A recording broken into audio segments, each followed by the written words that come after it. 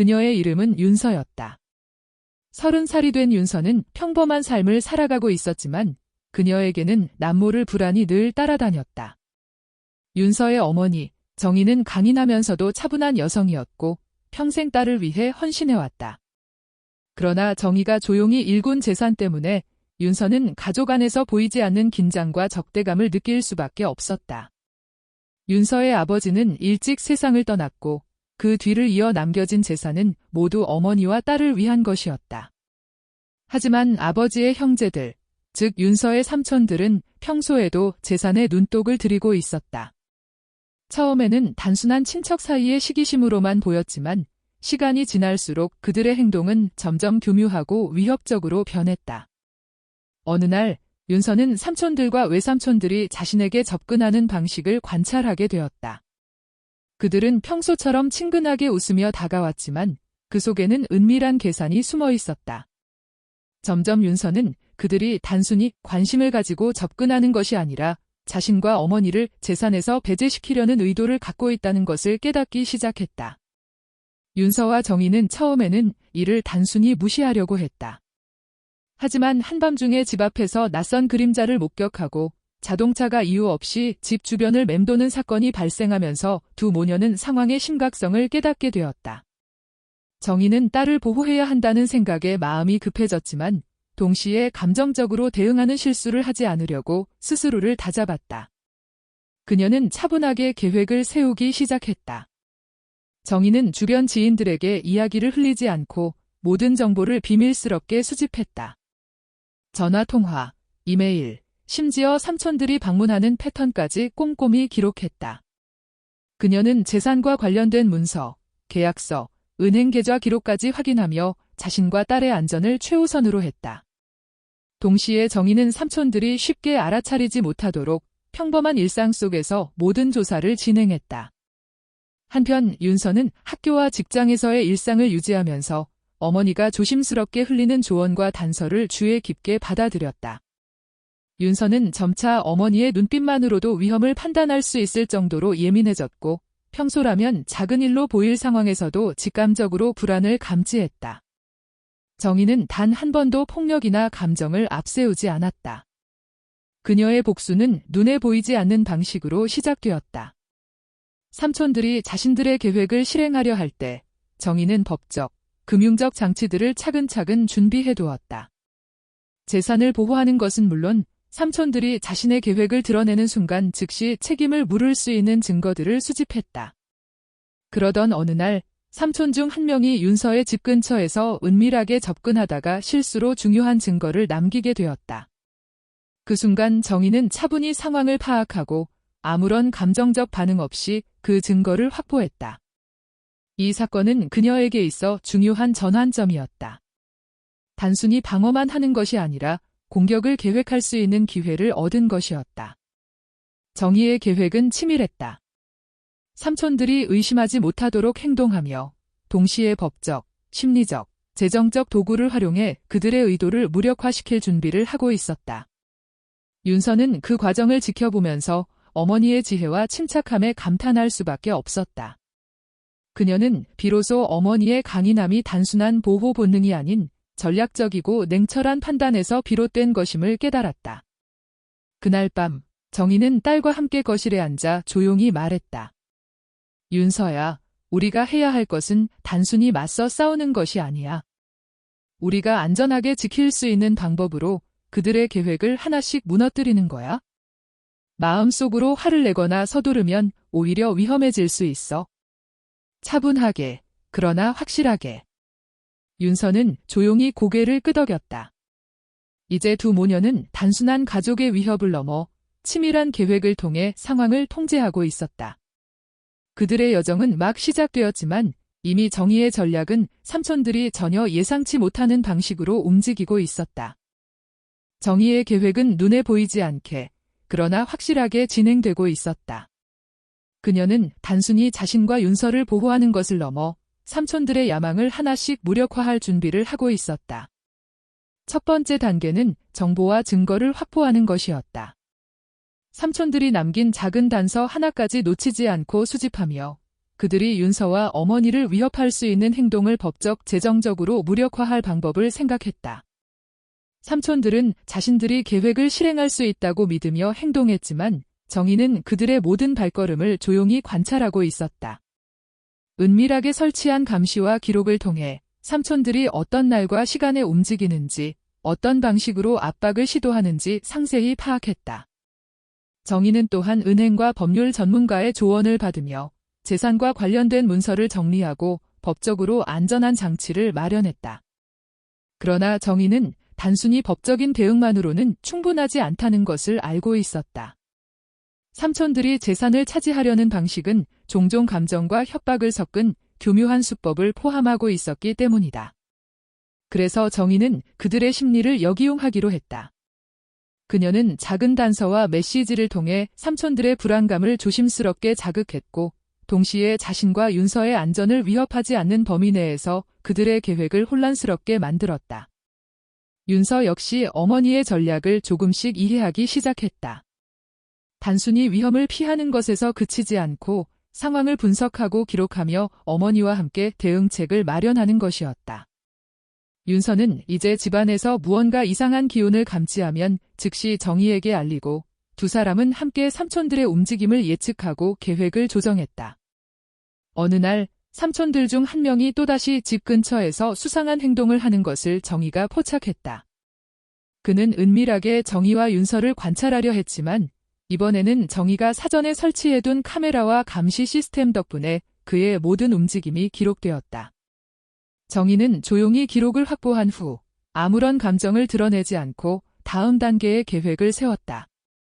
그 다음 단계는 삼촌들의 신뢰와 심리를 흔드는 것이었다. 정희는 자신의 존재를 드러내지 않고 삼촌들이 서로를 의심하게 만드는 작은 흔적을 남겼다. 이메일과 메모, 전화 통화 기록 등을 조작하지 않고 자연스럽게 이용하면서 삼촌들이 서로를 불신하게 만들었다.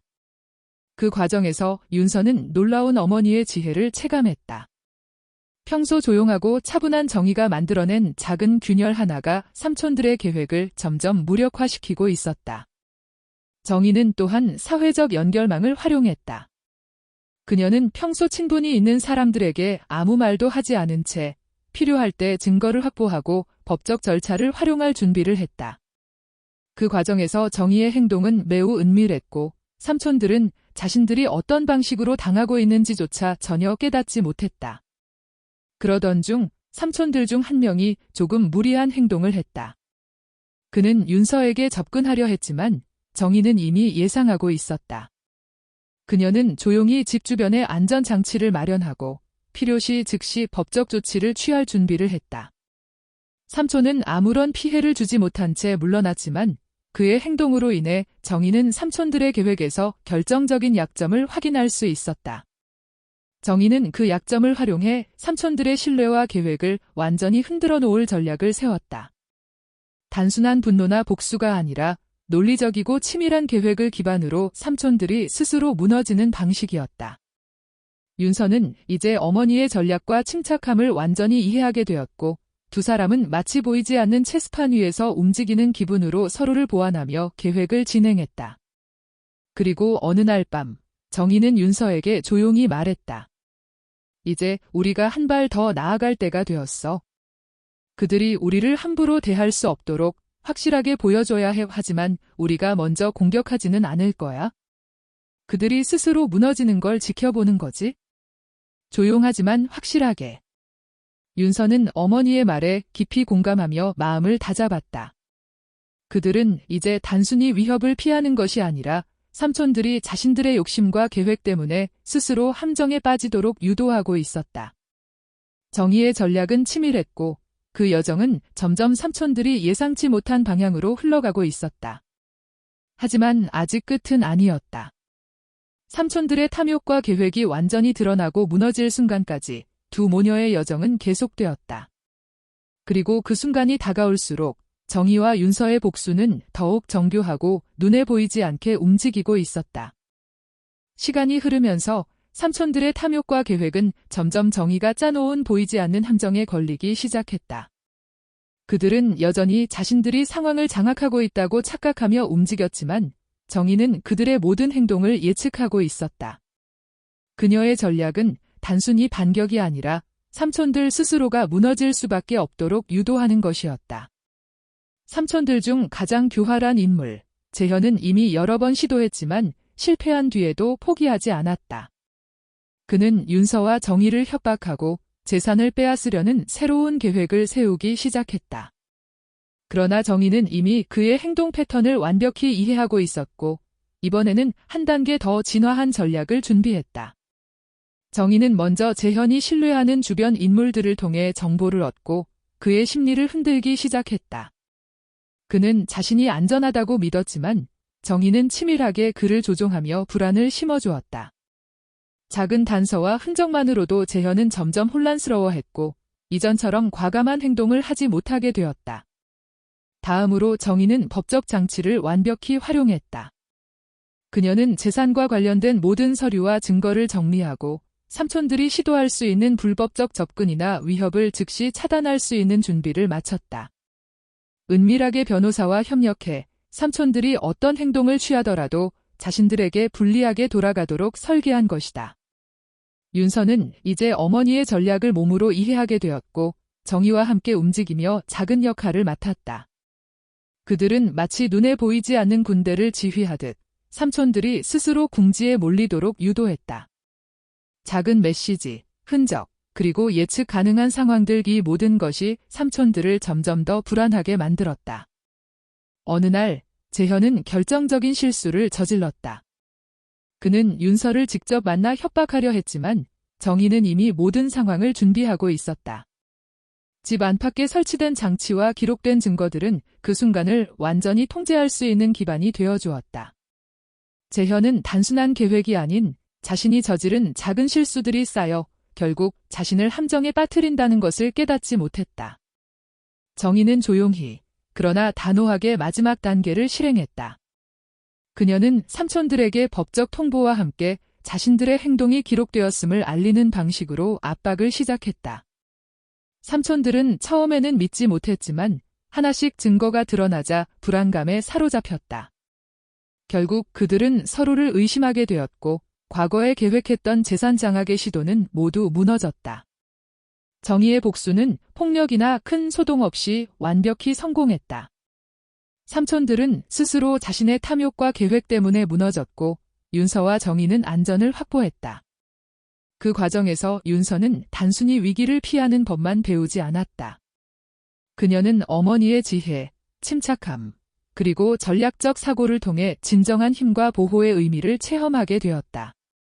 몇 주 후, 정의와 윤서는 평온한 일상을 되찾았다. 집안에는 더 이상 위협이나 긴장이 없었고 평소처럼 웃음과 대화가 오갔다. 하지만 그 누구도 정의가 얼마나 치밀하게 삼촌들의 계획을 무너뜨렸는지 알지 못했다.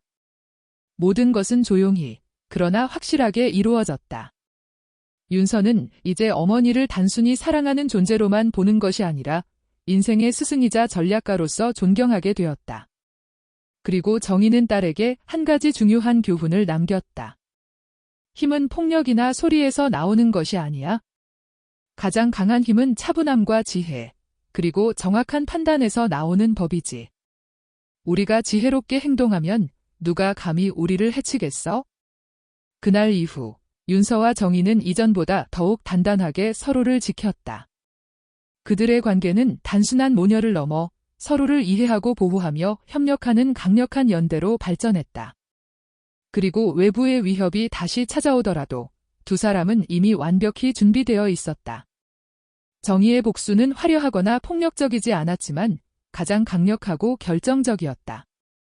삼촌들은 자신들의 욕망 때문에 스스로 패배했고 윤서와 정의는 조용히 승리했다. 이 승리는 단순한 재산의 보호를 넘어 지혜와 침착함, 그리고 사랑으로 이루어진 승리였다. 윤서와 정의의 이야기는 이렇게 조용히 끝을 맺었지만 그 여정에서 얻은 교훈과 경험은 두 사람의 삶 속에 깊이 새겨졌다. 어떤 위협도, 어떤 탐욕도 차분한 전략과 지혜 앞에서는 결국 무너진다는 것을 그녀들은 몸소 증명한 셈이었다.